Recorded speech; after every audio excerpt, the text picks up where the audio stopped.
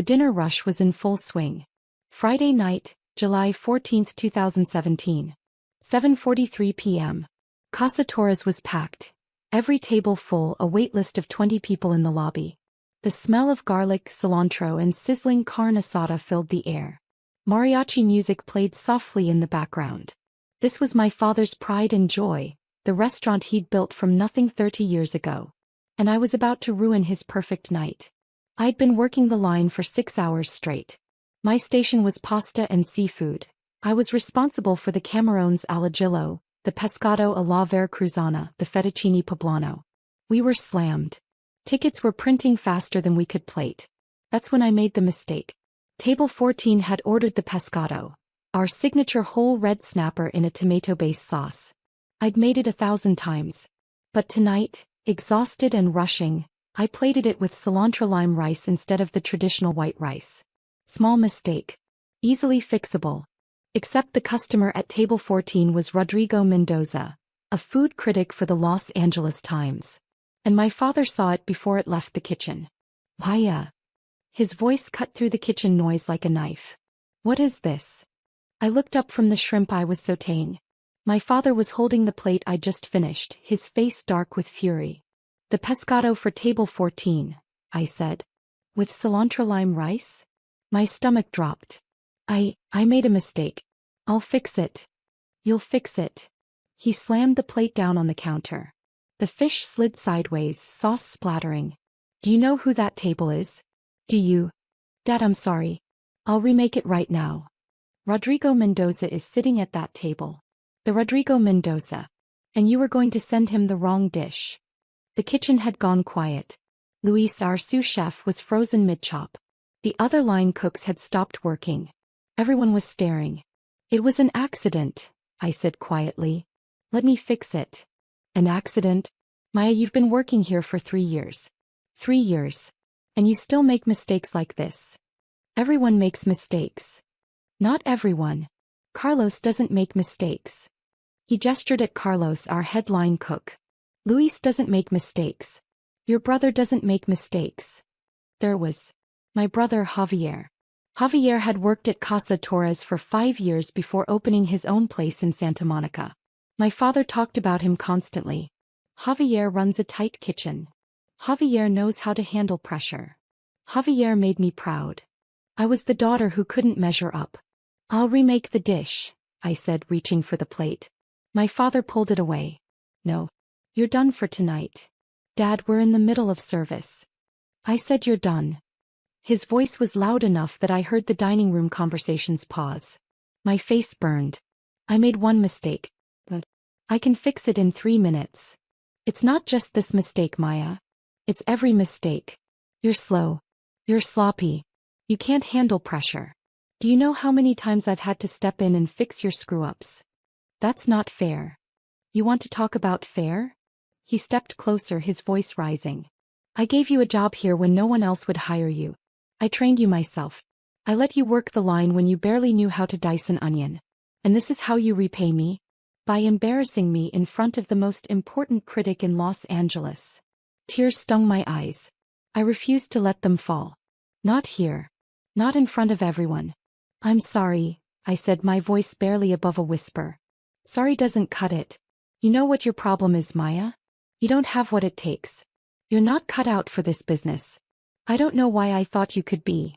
The kitchen was dead silent. 40 customers in the dining room could probably hear every word. Get out, my father said.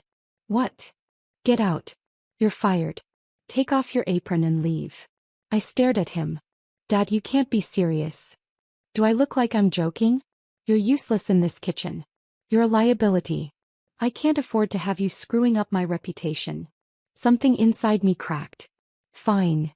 I untied my apron, balled it up and threw it on the counter. My hands were shaking. My whole body was shaking. I hope it was worth it, I said. What? This. Humiliating me in front of everyone. I hope it was worth it. I walked past the line cooks, past Luis who wouldn't meet my eyes, past Carlos who looked uncomfortable. I walked through the dining room where 40 customers pretended not to stare. I walked past my mother at the host stand, her face stricken. Maya, she started. I kept walking. I got in my beat-up 2008 Toyota Corolla and drove to my apartment in Echo Park. I sat in my car for 20 minutes, too numb to move. Then I went inside, lay on my bed and finally let myself cry. My phone rang at 11:30 p.m. My mother. Mija, are you okay? Did he send you to call me? No. He's still angry. But Maya, you know how he gets during service. The pressure. Don't defend him, Mama. I'm not defending him. What he did was wrong. But he's your father. He loves you. He has a funny way of showing it. She sighed. Come by tomorrow. Talk to him.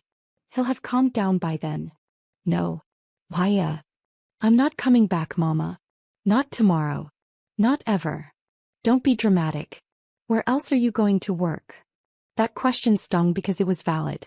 I dropped out of college to work at Casa Torres. I had no degree, no other experience. Restaurant work was all I knew. I'll figure something out, I said. Mija, be reasonable.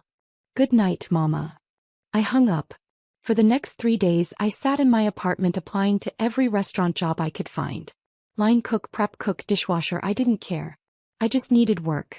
On day 4 I got a call from a small Italian restaurant in Silver Lake called Lucia's. The owner, an older woman named Lucia Rossi, needed a line cook. You have experience? She asked during my phone interview. 3 years at Casa Torres. Torres? The Mexican place in East LA? Good food. Why did you leave? Creative differences with the owner. She laughed. In this business that usually means family drama. Let me guess, your father. I hesitated. Yes. My son worked for me for 2 years before I fired him. Couldn't take criticism. Thought he knew better than me. She paused. You still talk to your father? No. Good. Family and business don't mix. When can you start? I started at Lucia's the next Monday. The pay was terrible, $14 an hour, barely enough to cover rent. The kitchen was tiny, the equipment ancient. We did maybe 50 covers on a good night. But Lucia was a brilliant chef. She trained in Italy, worked in Michelin-starred restaurants in Rome and Florence. She taught me things my father never had. Proper technique, flavor balance, how to build a dish from the ground up. Your knife skills are sloppy, she told me on day 2. Who taught you to chop like that? My father. Well, he taught you wrong. Watch. She showed me the proper way to hold a knife, how to use the knuckles as a guide, how to develop rhythm and speed without sacrificing precision. Within 2 months, my knife work was twice as fast and infinitely cleaner. He taught me about pasta, real pasta made from scratch. How to feel the dough, how to know when it's ready, how to cut it, dry it, cook it perfectly. She taught me about sauces, about building layers of flavor, about patience. Cooking is not about speed, she said. It's about understanding. Anyone can throw food on a plate quickly. An artist knows when to wait, when to taste, when to adjust. I soaked up everything like a sponge. At night I went home and practiced. I made pasta dough 50 times until I could do it blindfolded. I made sauces, adjusting and tasting until I understood how each ingredient affected the whole. I watched cooking videos, read cookbooks, studied. My father called twice in those first 3 months. I didn't answer. My mother called weekly. Your father wants you to come back. He's willing to give you another chance. I don't want another chance. Maya, pride won't pay your bills. I'm doing fine. You're making $14 an hour. You could be making twice that at Casa Torres. At what cost, Mama? She had no answer to that. After 6 months at Lucia's, I was running the line most nights. Lucia trusted me with her recipes, her techniques, her vision. You're good, she told me one night after service. Really good. You have instincts. Natural talent. Thank you. But you're wasting it here. She gestured around the tiny kitchen. You should be working somewhere bigger. Better. I like it here. I like you here too. But I'm not going to hold you back. When you're ready to move on, you move on. No hard feelings. 3 months later, I got a job at Osteria Mozza in Hollywood. One of Nancy Silverton's restaurants. A real name, a real opportunity. I worked there for a year learning from some of the best chefs in Los Angeles. The pace was brutal, the standards impossibly high.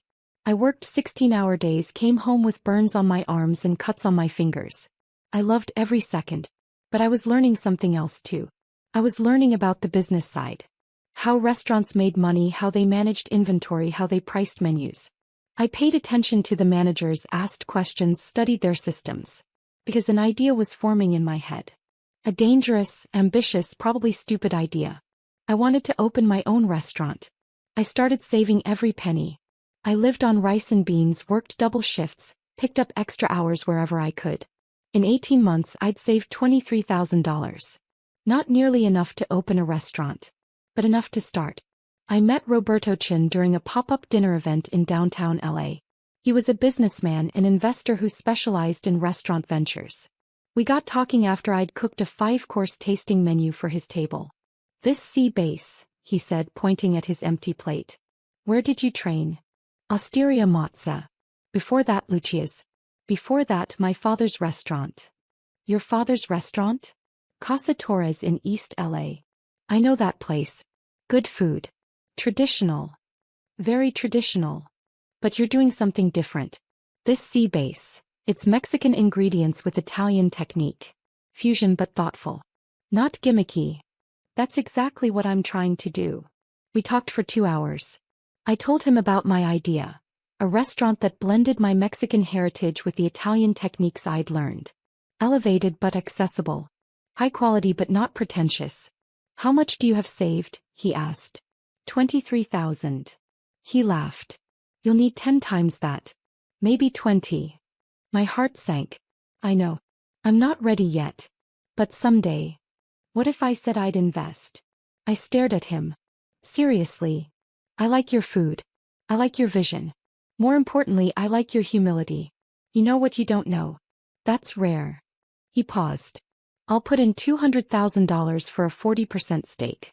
You put in your $23,000 and your expertise. We split the profit 60 to 40 in your favor. Are you serious? I don't joke about money. 6 months later, we opened Marisol in Culver City. 28 seats. Tiny kitchen. A menu that featured things like chili braised short rib ravioli, mole negro risotto, carnitas arancini. Mexican-Italian fusion done right. We almost died in the first 3 months. The rent was too high, the labor costs were killing us, we couldn't get enough customers through the door. But then Jonathan Gold reviewed us. Marisol is a revelation, he wrote. Chef Maya Torres takes the best of her Mexican heritage and the Italian techniques she's mastered and creates something entirely new. This is not fusion for fusion's sake. This is thoughtful, delicious, important cooking. After that review, we had a 2-month waitlist. We started turning a profit in month 6. By the end of year 1, we'd done $890,000 in revenue. Roberto wanted to expand. We should open a second location, he said.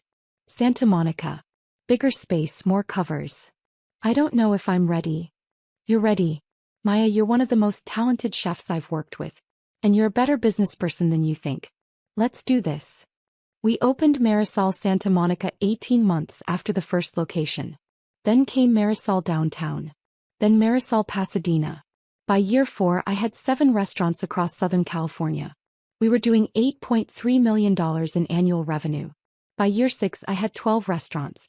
We'd expanded to San Diego and Orange County. Revenue hit $18 million. I was 29 years old. My father never called.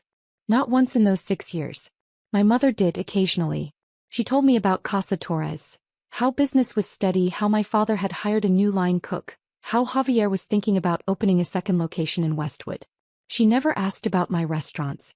I think it was too painful for her to acknowledge that I'd succeeded without them.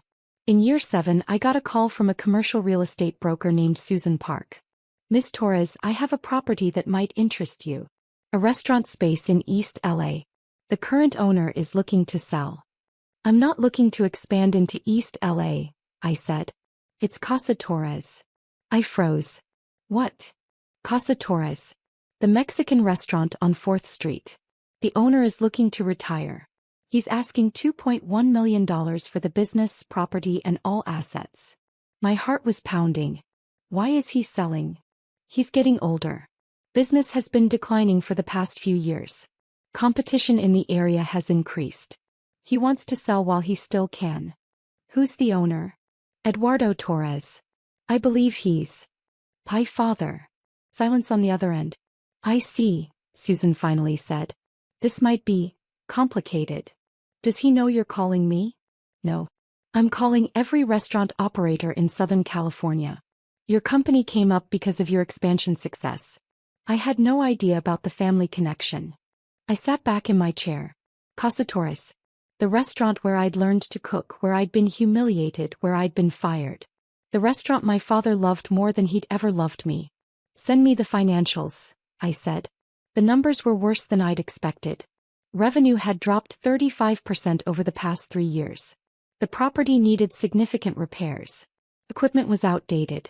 They were barely breaking even. But the location was prime. The building itself was worth at least $1.4 million. The business, even struggling, had name recognition and a loyal customer base. It was worth buying. But more than that, and I wasn't proud of this, I wanted it. I wanted to own the place that my father had chosen over me. I wanted him to know that the daughter he'd called useless had become successful enough to buy his entire legacy. It was petty. It was vindictive. I didn't care. Make an offer, I told my lawyer, Richard Chin, Roberto's cousin. $1.8 million. All cash. 30-day close. That's $300,000 under asking. Their financials are a mess. They'll take it. 3 days later, Susan called back. They accepted. But Eduardo wants to meet the buyer before he signs. No. Miss Torres, it's a reasonable request. Tell him the buyer wants to remain anonymous until closing. That's non-negotiable. She sighed. I'll try. My father pushed back. He wanted to know who was buying his restaurant, wanted to meet them, wanted assurances they'd maintain his legacy. I held firm. Anonymous buyer or no deal. Finally, his lawyer convinced him. Eduardo, you're in no position to be picky. You have one serious offer. Take it. The closing was scheduled for October 23, 2024. 2 p.m. at Richard's office in Century City. I dressed carefully that morning. Black Armani suit. Louboutin heels. My hair pulled back in a sleek bun. I looked like exactly what I was. A successful restaurateur worth $4.7 million on paper. I arrived at Richard's office at 1:45 p.m. He'd set up the conference room perfectly, me at the head of the table, my back to the door. You sure about this? Richard asked. Completely. It's going to be brutal. Good. My father arrived at 2:03 p.m. I heard his voice in the lobby talking to Richard's assistant. That familiar baritone, slightly rougher now with age. My mother was with him. I heard her too. Richard brought them into the conference room. I didn't turn around. Mr. and Mrs. Torres, please have a seat, Richard said. We're just waiting for. Where's the buyer? My father interrupted. I was told they'd be here. She's here, Richard said. I heard them sit down across from me. I still didn't turn. These are the closing documents, Richard continued, laying papers on the table. We've structured this as an asset sale. Ms. Torres is purchasing the business, the property, all equipment and inventory, the Casa Torres name and trademark. Wait, my father said. Ms. Torres? The buyer is a woman. Yes. Who is she? What's her background? What are her plans for the restaurant? Richard looked at me. I nodded slightly. I turned around. The look on my father's face was worth every penny of that $1.8 million. His mouth fell open. His face went white, then red, then white again. His hands gripped the edge of the table. My mother gasped. Why, hello, Papa. Mama. My father tried to speak. No words came out. You're buying Casa Torres? My mother finally managed. I am. But, how? Where did you get? She looked around the conference room at the expensive furniture, at Richard in his $3,000 suit. I don't understand. Ms. Torres owns and operates 12 restaurants across Southern California, Richard said smoothly. Annual revenue of approximately $18 million. She's purchasing Casa Torres through her company Marisol Restaurant Group. My father found his voice. 12 restaurants. 12, I confirmed. That's impossible. You were working at that Italian place making $14 an hour. That was 7 years ago, Papa. Things change. He stared at me like I was speaking a foreign language. You own 12 restaurants. I do. Would you like to see the portfolio? I slid a folder across the table. He opened it with shaking hands. Photos of each location. Revenue figures. Press clippings. Boards. Jonathan Gold's review. A Forbes article about emerging restaurant entrepreneurs that featured me. "This is all yours," he whispered. "All mine. Well, 60% mine. My investor owns 40%. But you couldn't handle Casa Torres. You couldn't handle the pressure." "I couldn't handle you," I corrected. "There's a difference." Silence. My mother was crying silently. My father looked like he might be sick. "Why?" he finally asked. "Why are you buying my restaurant?" "Because it's a good investment. Prime location, recognizable name, established customer base. Once I update the equipment, renovate the space, and refresh the menu, it'll fit nicely into my portfolio." "Refresh the menu?" His voice rose. "That menu has been the same for 30 years. It's tradition. It's our family's recipes. It's outdated. Your revenue is down 35%, Papa. You're barely breaking even. The menu needs modernization. You can't change it. I won't let you. You won't have a choice," I said calmly. "Once we close, it's my restaurant. My menu. My decisions." He stood up abruptly. "I'm not selling. Not to you." "Sit down, Papa." "Eduardo," his lawyer said quietly. "You already accepted the offer. We're here to close. I don't care. I won't sell to her. Not after what she—" He stopped, seeming to realize how absurd that sounded. "After what what?" I asked. "Please finish that sentence." He said nothing. "You won't sell to me after I left? After you fired me in front of 40 customers and called me useless?" I leaned forward. "Or maybe you won't sell to me because it's humiliating. Because the daughter you thought was a failure is successful enough to buy your entire legacy with cash." "Maya," my mother said softly. "Please. Please what, Mama? Please let this go? Please pretend the last 7 years didn't happen? Please pretend he didn't destroy me that night." "I was angry," my father said. "You made a mistake during the most important service we'd had in months." "I made one mistake. And you didn't just correct me. You didn't just take me off the line. You humiliated me. You called me useless in front of the entire staff. In front of customers. You fired me like I was nothing. You were sloppy. I was learning." My voice cracked. "I was 22 years old, working my first real kitchen job, and you expected perfection. You compared me to Javier constantly. Nothing I did was ever good enough. Your brother was better. My brother had your patience, your mentorship, your support. He got second chances, third chances, 100 chances. I got fired for one mistake." The room was silent except for my mother's quiet crying. I took a breath, forcing myself calm. "But you were right about one thing." "What?" "I wasn't cut out to work for you. I was cut out to do this." I gestured around the room. "Build my own empire. Make my own success. And I have 12 restaurants, Papa. 18 million in revenue. I'm more successful than you ever were." That landed like a punch. He actually flinched. "So yes," I continued, "I'm buying Casa Torres. And you have 2 choices. Sign the papers and walk away with $1.8 million. Or refuse to sell, watch your business continue to fail, and eventually lose everything anyway." His lawyer leaned over and whispered urgently in his ear. Eduardo listened, his jaw tight. "How long do I have to decide?" he finally asked. "You don't," Richard said. "The offer expires at 5 p.m. today. It's now 2:47 p.m. Sign now or lose the deal." My father looked at me with an expression I'd never seen before. Not quite respect. Not quite fear. Something in between. "If I sign," he said slowly, "what happens to the restaurant? What are you going to do with it?" "I'm going to gut it," I said honestly. "New equipment. New design. New menu. I'll keep some of your traditional dishes, the ones that are actually good. But I'm going to modernize it, elevate it. Make it relevant again." "You're going to destroy everything I built." "No, Papa. I'm going to save it. Your way was dying. My way will make it thrive." He stared at the papers in front of him for a long time.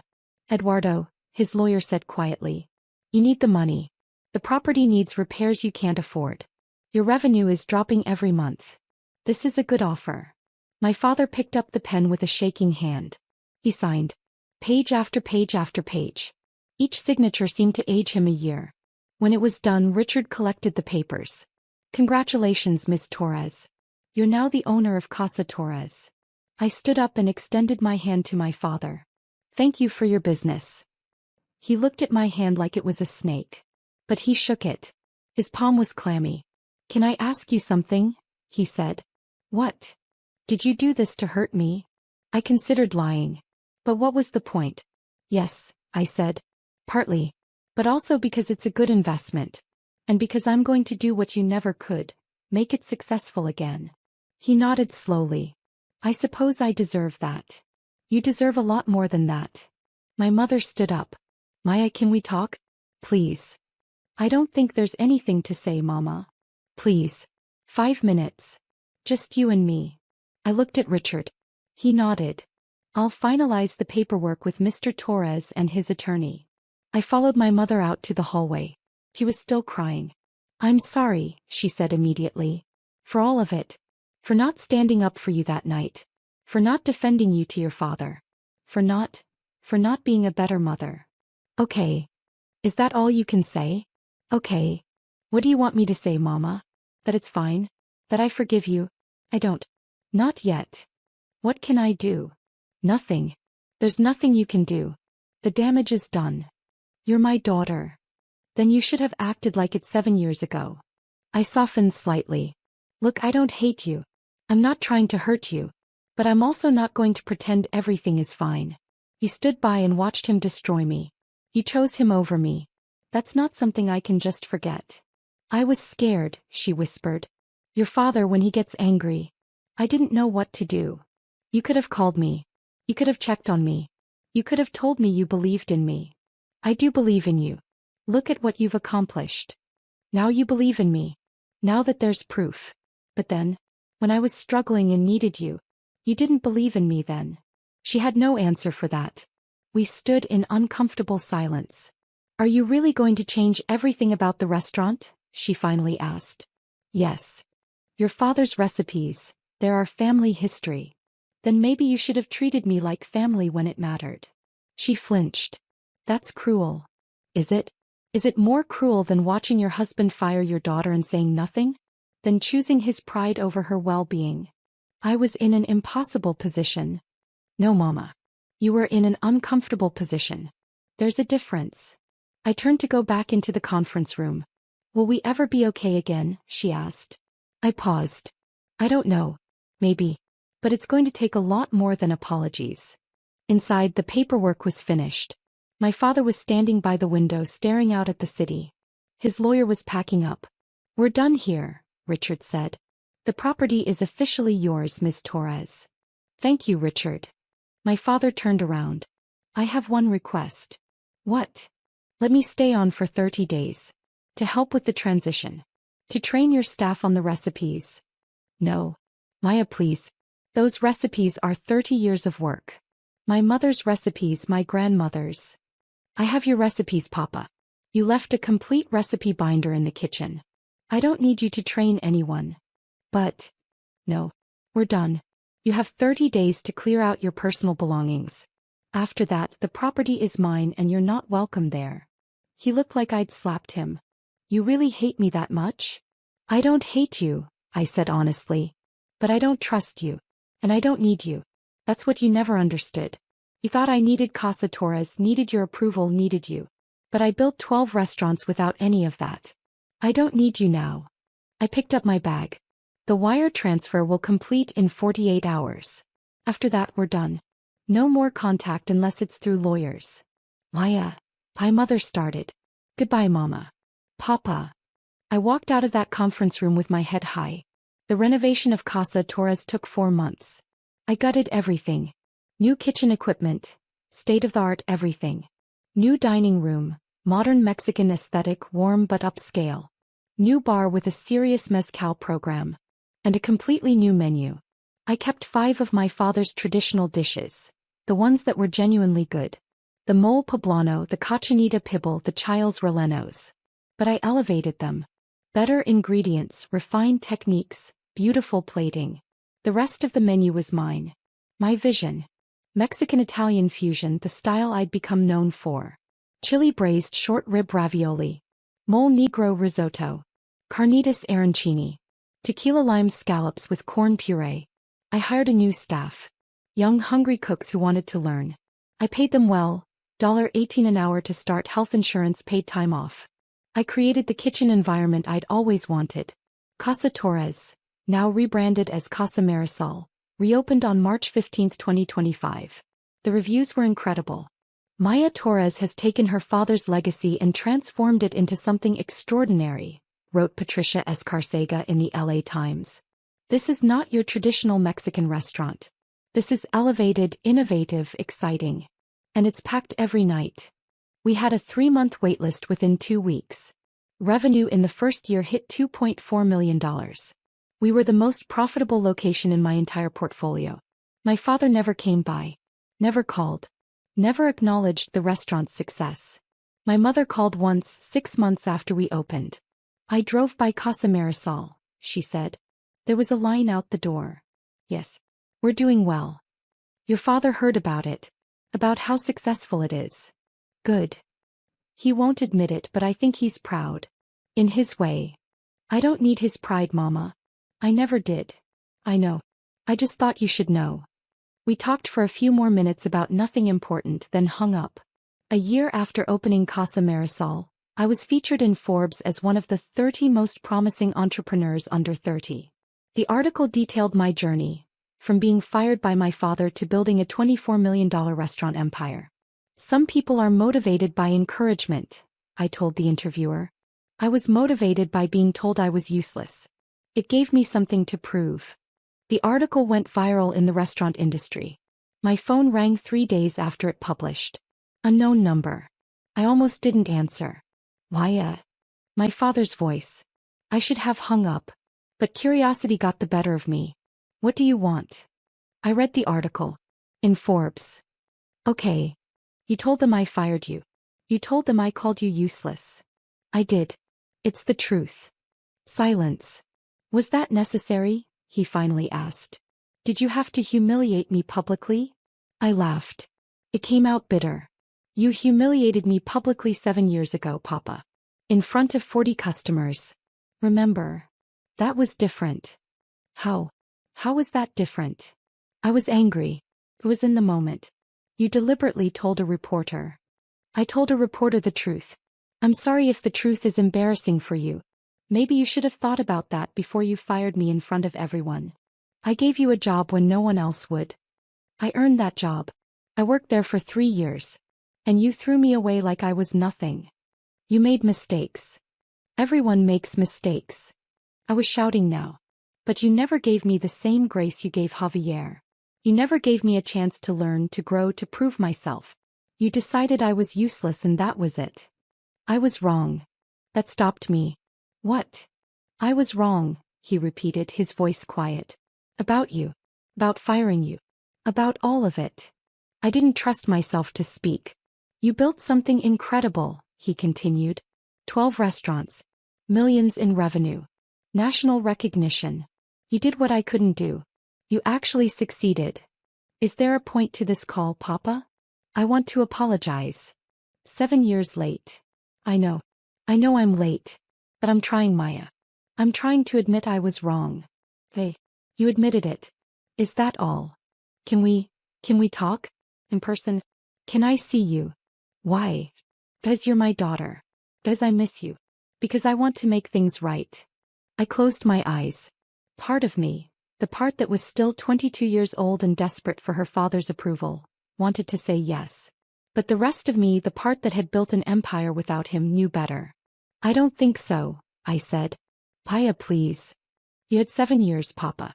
7 years to call, to apologize, to acknowledge what you did. You stayed silent. You only called now because I'm successful. Because I made Forbes. Because now I'm worth acknowledging. That's not fair. Isn't it?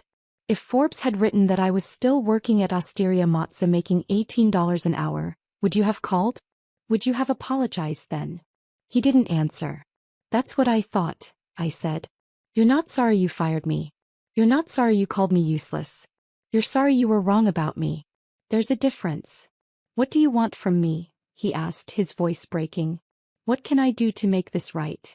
Nothing, I said. There's nothing you can do. Because the person who needed your approval, who needed your support, who needed you to believe in her, that person doesn't exist anymore.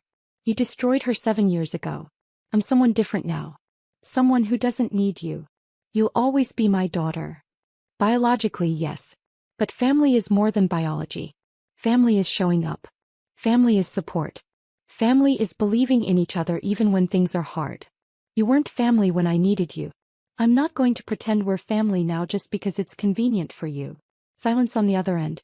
Goodbye, Papa. I hung up. He called back. I didn't answer. He called 5 more times over the next week. I blocked his number. My mother called too. He's trying Mija. Can't you give him a chance? He had all the chances in the world. He used them up. He's your father. And I'm his daughter. But he forgot that when it mattered. 6 months later, Marisol Restaurant Group expanded to 15 locations. We opened 3 more restaurants. 1 in Las Vegas, 1 in San Francisco, 1 in Austin. Total annual revenue hit $31 million. I was 31 years old and worth on paper roughly $11 million. Casa Marisol continued to thrive. It became the flagship location, the one featured in magazines and food blogs. The one where celebrities came to eat. The one that proved you could honor tradition while embracing innovation. Every time someone praised it, every time a critic wrote a glowing review, every time we had a line out the door, I thought about my father's words, "You're useless." And I smiled. Because I'd proved him wrong in the most permanent way possible. I'd bought his legacy and made it better. Last month, I got an invitation to speak at a restaurant industry conference. Building a successful restaurant empire, from line cook to CO. During the Q&A, someone asked, "What's the best advice you ever received?" I thought about that. The best advice I ever received, I said slowly, was actually the worst thing anyone ever said to me.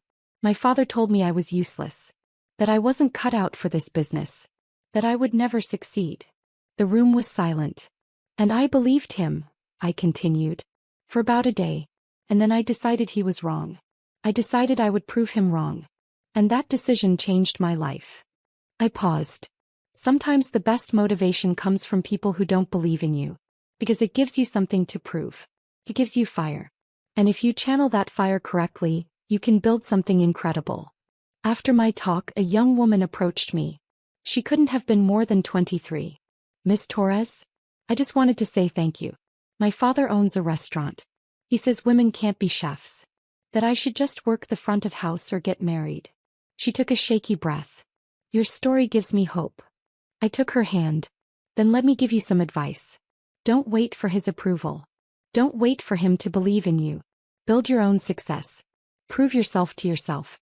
That's the only approval that matters." She nodded, tears in her eyes. "Thank you." As I watched her walk away, I thought about my father. About Casa Torres. About the 22-year-old girl who'd been fired in front of 40 customers. She'd been humiliated. Destroyed. Told she was useless. But she'd taken that pain and forged it into something stronger. Into 12 restaurants. Into millions in revenue. Into a legacy that would outlast any grudge. My father had given me a gift even if he didn't know it. He'd given me the motivation to prove I was more than he ever imagined. And I had.